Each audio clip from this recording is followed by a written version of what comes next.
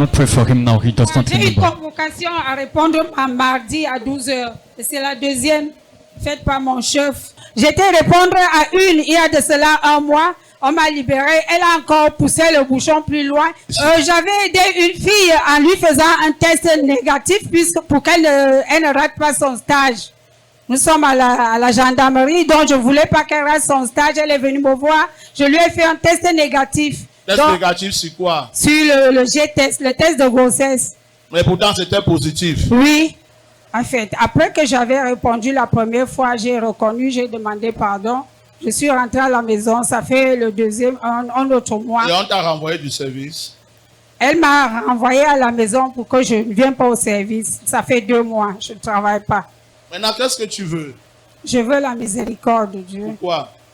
Pour que je sois libre. Ok, tu n'iras pas en prison. Amen.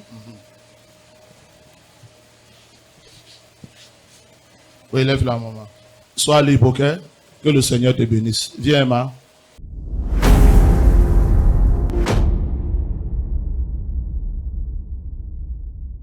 Yahweh a de l'espoir. Yahweh a de l'espoir. Peuple de Dieu, je m'appelle Ekoto Coquette Brigitte. Je vis ici au Cambopi. Maman, pour la gloire de Dieu et le bénéfice d'un téléspectateur qui nous regarde en direct de Yes TV, dites au peuple de l'espoir quelle était votre situation avant que vous ne veniez à ce service et que l'homme de Dieu ne vous déclare que vous n'irez pas en prison. Ma situation, c'est comme vous avez vu là, j'ai eu un problème dans mon service. J'avais voulu aider, je fais dans la santé. J'avais voulu aider une gendarmette afin qu'elle ne rate pas son stage. Elle est venue me voir pour lui faire un test négatif au lieu du positif. Et cela a voulu me caler au cou. Et lorsque mon chef a découvert cela, il m'a fait appel. J'ai reconnu, j'ai même demandé pardon.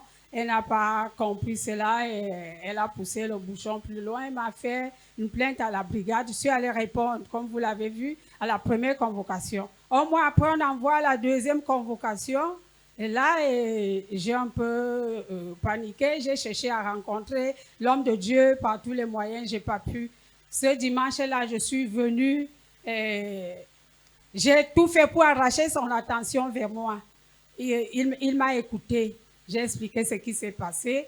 Et il m'a demandé ce que je voulais. J'ai dit, j'implore la miséricorde de Dieu au vu de ma situation. Et il me l'a garanti, il a prié, il m'a dit, va, tu ne vas pas faire la prison. Alors, c'était un dimanche. Ce dimanche-là, je devais répondre à ma convocation le mercredi. Je suis allée mercredi. J'ai retrouvé la fille en question, même que j'avais voulu aider là-bas. Et nous nous sommes présentés devant le commandant. J'ai cru qu'on devait nous confronter. Rien du tout. Et le commandant nous a plutôt renvoyés. Au lendemain, j'ai voulu insister parce que je devais me déplacer. Je suis encore entrée au bureau du commandant. J'ai dit, moi, je voudrais me déplacer. Je veux qu'on en finisse avec cette convocation. Il m'a dit, non, rentrez. Rentrez, vous venez le lendemain. Je voudrais dormir. Je suis rentrée avec la fille là, chacun chez elle. Le lendemain, nous nous sommes présentés, croyant toujours qu'on va nous confronter. Plutôt, on nous met dans une voiture pour nous embarquer plus loin au tribunal militaire. Là-bas, c'était pour le déferrement. C'était pour le déferrement. Lorsqu'on arrive là-bas, on voit les gendarmes, ils se posent la question, c'est pour le déferrement, c'est pour le déferrement. D'autres répondent oui. On arrive là-bas, on entre dans ce bureau-là avec notre dossier. C'est les gendarmes qui portaient notre dossier, la fille et moi. On est entrés, on ne nous a rien demandé, on nous a fait sortir, on nous a mis sur le banc des accusés, où les autres étaient assis, menottés 2 à 2. On était là assis. Notre dossier ne faisait que monter, descendre devant nos yeux.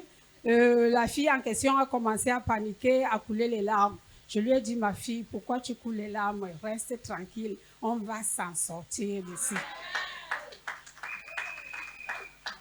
Le dossier ne faisait que monter, descendre de telle manière que j'ai commencé moi-même à dormir là sur le banc.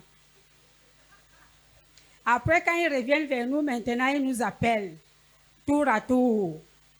Pour nous rien dire, hein, juste demander notre affiliation, comment tu t'appelles, et puis, alors on nous demande maintenant de sortir et nous remettre dans les mains des mêmes gendarmes qui nous ont amenés pour le déferrement. Nous demander maintenant de nous ramener à la brigade pour qu'on nous libère. Église, acclame pour le roi des rois. Célèbre le Dieu du prophète Élie. Le prophète Élie a dit, tu n'iras pas en prison. Célèbre encore le roi. Quel est le conseil que vous pouvez donner à une personne qui passe par la situation par laquelle vous êtes passé hier?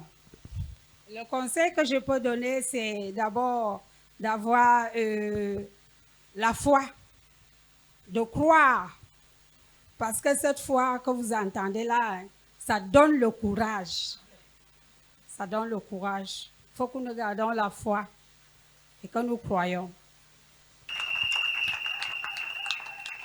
Maman, nous prions que vous demeuriez dans la présence de Dieu et que vous fassiez de sa parole un standard de votre vie. Vous êtes bénis dans le nom de Jésus. Continuez d'acclamer le roi des rois.